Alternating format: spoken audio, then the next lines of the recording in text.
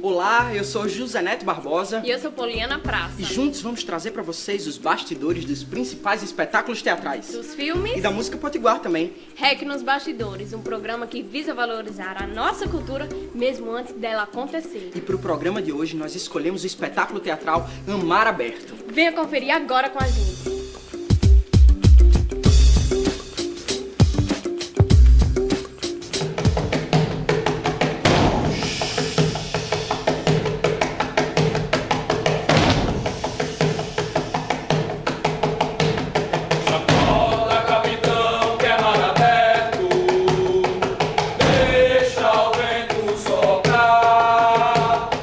Bem, pessoal, tô aqui com o Henrique Fontes, um grande artista aqui do nosso estado, um cara que eu particularmente admiro muito, Henrique.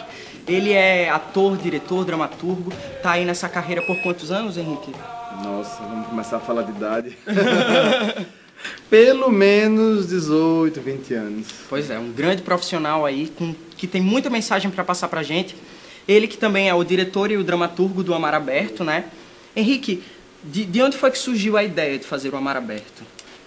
O Amar Aberto surgiu, acho que em 2004, não, 2005, eu estava em Galinhos, né? Eu fui passar, na verdade, 4 dias de férias na praia de Galinhos. E foi bem bacana isso, porque eu fui com mais 2 amigos e a gente combinou de fazer uma espécie de retiro assim, individual, onde a gente tivesse, cada um tivesse um tempo de silêncio para si, né? Então, esses 4 dias seriam dias de muito silêncio, cada um ia ficar muito isolado e de noite a gente sempre se encontrava para jantar e tal. Foram 4 dias bem bacanas. E aí no segundo dia, acho que muito influenciado pelaquela convivência dos pescadores, porque na verdade a gente não ficou em Galinhos, ficou em Galos, que é uma praia vizinha, né? É um pouco mais isolada. Eu tinha acabado de ler Grande Sertão Veredas, de Guimarães Rosa, e é um livro assim impressionante, um impacto fortíssimo, né? E aquela trama de Teobaldo e Adorinha, a atração, né, de um jagunço por outro, isso me parecia muito forte porque tinha esse símbolo do religioso aí, né? Colocava em questão, né? Ele se questionava porque que ele estava interessado por outro homem, apaixonado, desejando aquele homem, achando que isso era uma coisa do demônio, né? Uma artimanha do demônio. E aí demônio talvez classificado como desejo aí, né? Mas com essa coisa, o ambiente da praia, dos pescadores, eu comecei a escrever. Não sabia que era um texto de teatro, era um texto meio que uma ficção, né? Narrado em primeira pessoa, desse pescador que se apaixonava por um jovem. E aí essa história foi ganhando força e eu passei esses 3 dias escrevendo essa história. E foi muito interessante porque você sabe como é, a gente vai escrevendo, as coisas vão tomando vida própria, né? Os personagens começam a mandar na gente, começam a ter falas que a gente nem esperava. E aí, depois de um tempo, isso foi tomando corpo de peça mesmo. Moça, quer essa vaga, eu quero ir pro mar! Puxa! Puxa! Eu te batizo, Júlio de Joana, o mais novo pescador de Sansara do Céu! Na hora eu me lembrei de Irene. Das mulheres que eu tive, seu José, ela era a mais corajosa, trabalhadora e com a força de 10 homens naquele corpo amofinado. A mulher era dura quando tinha de ser. Júlio de Joana acuou-se na proa do barco do jeito que fazia Neuma, sem pedir meus carinhos, porque ela sabia que mais cedo ou mais tarde eu pegava ela força para perto. Foi que nem o meu primeiro banho de praia. Se a gente se descuidar, morre afogado. Um menino falando parece um lobo do mar. Alex, nesse momento, o que é que você está fazendo? Eu estou preparando o cenário para a montagem dele. Essa é a primeira etapa que a gente faz. A gente utiliza essas tampinhas de refrigerante para criar um efeito cênico e sonoro no espetáculo. O espetáculo, tudo que é feito nele é feito ao vivo, a sonoplastia, a desmontagem do cenário, é tudo feito em cena. Fazendo é isso. Então os atores, na verdade, ele contribui também na produção, pré-produção do espetáculo. É isso, a gente trabalha na pré-produção e na produção do espetáculo, porque nós somos um coletivo que temos esse objetivo, assim. Somos atores, somos produtores do nosso próprio produto artístico, que é o espetáculo. Então a gente tem uma equipe de cenógrafo, na verdade é formado por outros atores também, que estão atrasados, não chegaram ainda. Mas a gente trabalha assim, fazemos tudo praticamente. Certo. Qual é o teu personagem nesse espetáculo? Bem, se chama Batista. Tudo isso se passa como se fosse um barco. Ele é o segundo, digamos, o subcapitão do barco. Tem o Capitão José Hermílio, que é o personagem principal. E o Batista, ele é uma espécie de braço direito de Hermílio. Então, todas as decisões que passam na cabeça de Hermílio, o Batista tem participação chave nisso, mais ou menos assim. Interessante. E qual é, assim, o assunto geral é a questão do desejo, visto por um ângulo mais abrangente, né? Mas do que se trata o espetáculo, o decorrer das cenas? Então, a gente já foi acusado, inclusive, de ser um espetáculo sem conflito, né? Mas isso não interessa ao teatro, porque não tem conflito.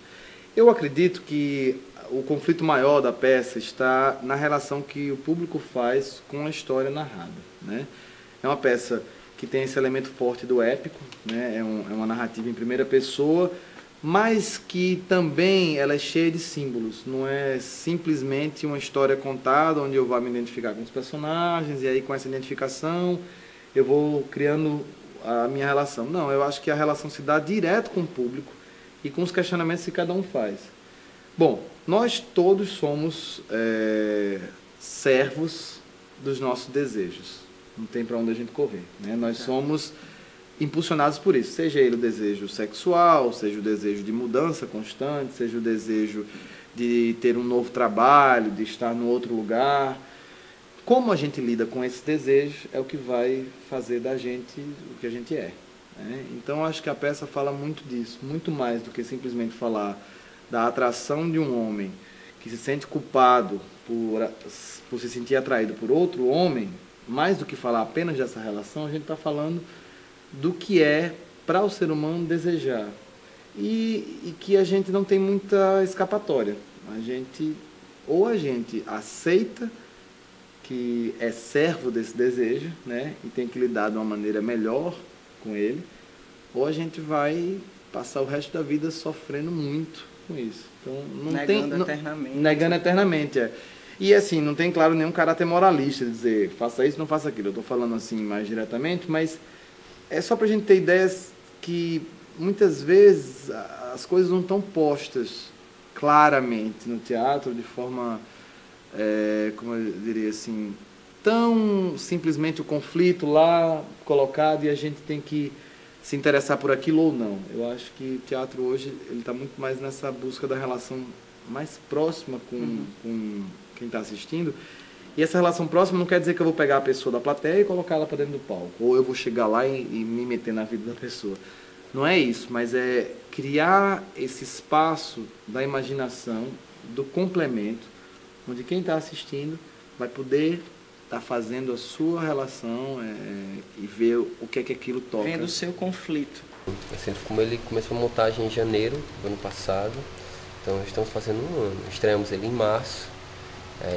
Fizemos 2 temporadas com ele, rodamos festival, a gente fez 2 festivais no Nordeste, um em Garanhuns, Festival do Inverno, a gente também fez Mostra Sesc Cariri, aí voltou para Natal esse ano para fazer a 2ª temporada, agora aqui na Casa da Ribeira. E como foi a preparação do seu personagem? Do meu personagem, ele todo se deu inspirado no universo de Guimarães Rosa, porque o espetáculo Amar Aberto, que é de autoria de Henrique Fontes, ele foi inspirado em um dos conflitos dos personagens de Guimarães Rosa de Grande Sertão Veredas, que é o Riobaldo.